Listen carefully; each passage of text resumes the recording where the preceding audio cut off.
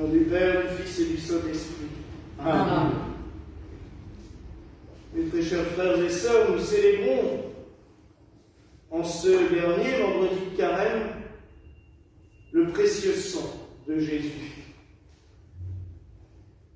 Tout au long du temps d'Égésime, puis du temps du Carême, nous avons médité sur des moments, des passages de la Passion du Christ, sur des éléments particuliers de cette œuvre de notre rédemption, de cette œuvre du salut. Nous clôturons par le précieux sang. En effet, dimanche, nous entrons dans le temps de la Passion, les 15 derniers jours qui nous mènent à Pâques, et durant ces 15 derniers jours, le vendredi prochain, nous méditerons sur celle qui a partagé la passion du Christ au plus profond de sa chair, la Vierge Marie, Notre-Dame des douleurs. Aujourd'hui, nous célébrons le précieux sang. Il y a tellement de choses à puiser dans le précieux sang, dans cette source intarissable qu'est le précieux sang de Jésus. En effet, Saint Jean nous parle de ce passage fort connu où le centurion Longinus, puisque nous connaissons son nom, a transpercé le cœur de Jésus et il en sortit du sang et de l'eau. Amour et miséricorde.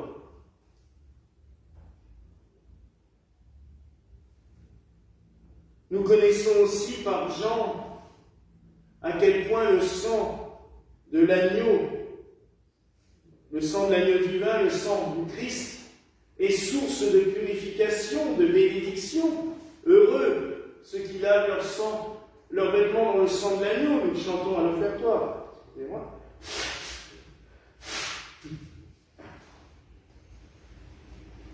Heureux ceux qui lavent leurs vêtements dans le sang de l'agneau.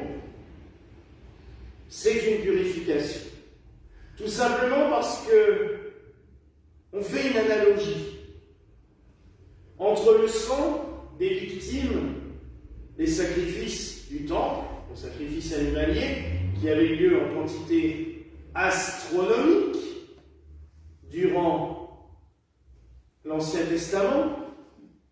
On dit même que pour Kippour, il y avait tellement de sacrifices que le sang coulait le long des marches du temple jusque dans la ville. Ça doit être très sympathique. Mais c'était, j'allais dire, l'habitude. Ce n'est pas à nous de revenir là-dessus. Tout ce que nous pouvons dire, c'est que le Christ, lui, s'est sacrifié une fois pour toutes. Que son sang s'est répandu sur la croix, et c'est pour cela qu'en ce jour où nous célébrons le précieux sang, nous vénérons la relique de la vraie croix, car c'est sans aucun doute l'instrument de la passion qui a été le plus imbibé du sang de notre Seigneur Jésus-Christ. Mais encore une fois, je l'avais dit pour la couronne d'épines, si nous avons la chance de vénérer cette pieuse relique, si nous conservons même dans certaines régions des pierres imbibées du sang du Christ, comme à Bruges, où est conservé dans une fiole de cristal 3 pierres imbibées du précieux sang de Jésus. On a pu déjà à plusieurs reprises aller la vénérer. Je dirais que dans un sens c'est merveilleux, mais dans un autre sens, on peut le faire dans toutes les églises, puisque à chaque messe, le sang du Christ s'offre à nous, dans le vin, consacré. Comme nous avons parlé dimanche, lors de la multiplication des pains, de l'Eucharistie qui se répand sur le monde, le sang du Christ se répand sans cesse sur le monde.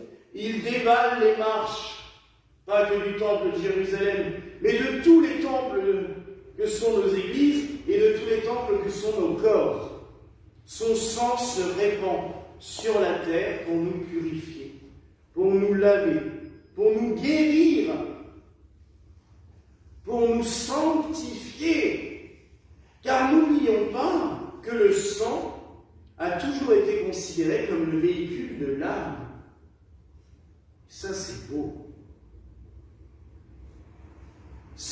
Le sang du Christ, c'est l'âme du Seigneur qui se communique à nous. J'allais dire que quand nous communions au Christ dans son corps, mais dans son âme. Et c'est pour cela que dans l'Église gallicane aussi, on a toujours été extrêmement sourcilleux sur le fait de communier sous les deux espèces. Je dirais même que par certains, on est considéré comme chiant à cause de cela. Parce que, pour nous, c'est bien quelque chose de complet. Ceux qui communiquent au pain disent « Oui, mais dans le corps, il y a automatiquement le sang. » Oui et non. Sur la croix, le sang s'est retiré du corps. Et si le Christ nous a dit de communier à son corps et à son sang, c'est bien deux choses différentes.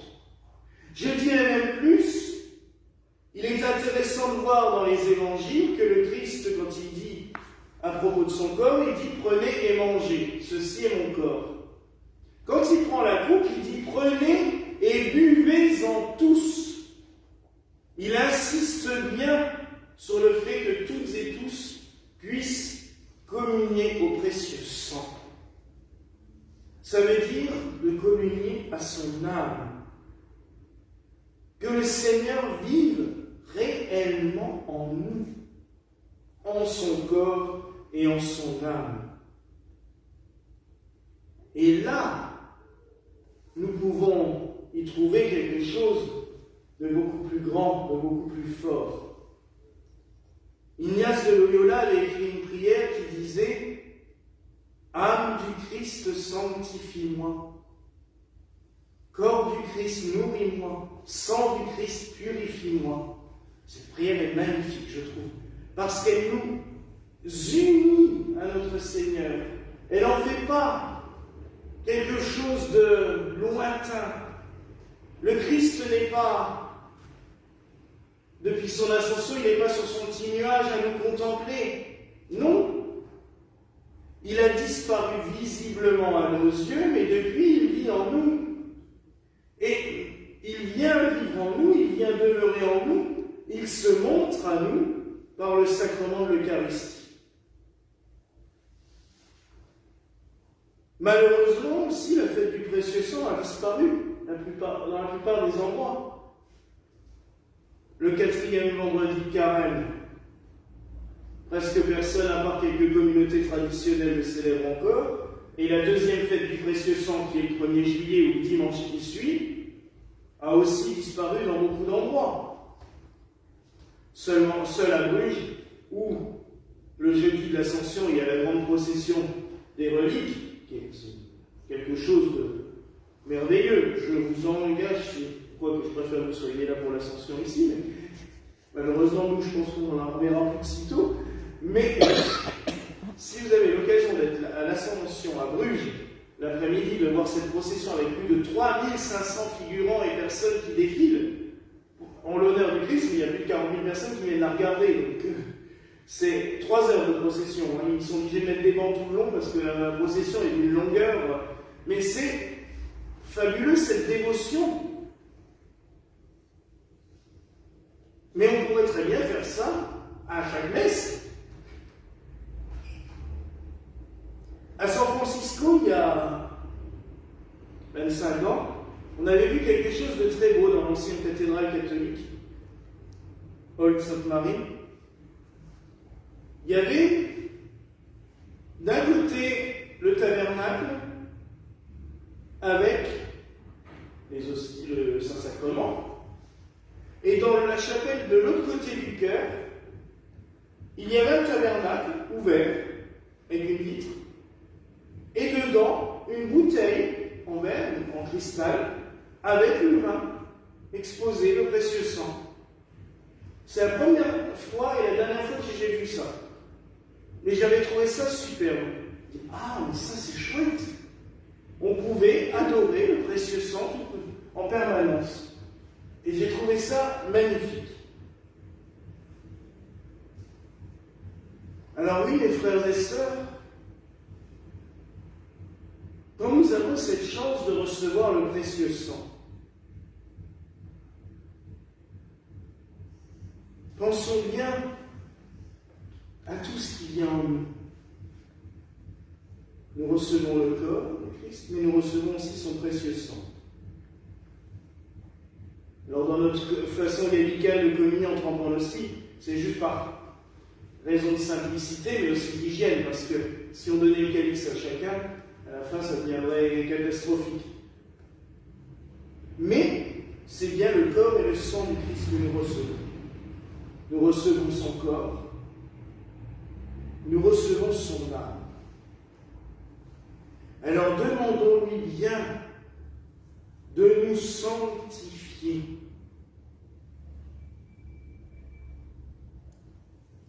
Qu'il vive en nous, que nous le ressentions sans cesse,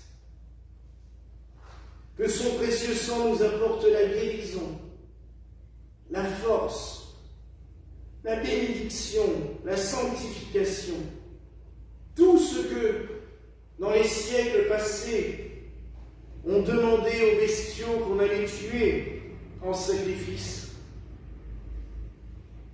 Que le sang du Christ nous apporte tout cela, mais qu'il nous apporte cela encore beaucoup plus,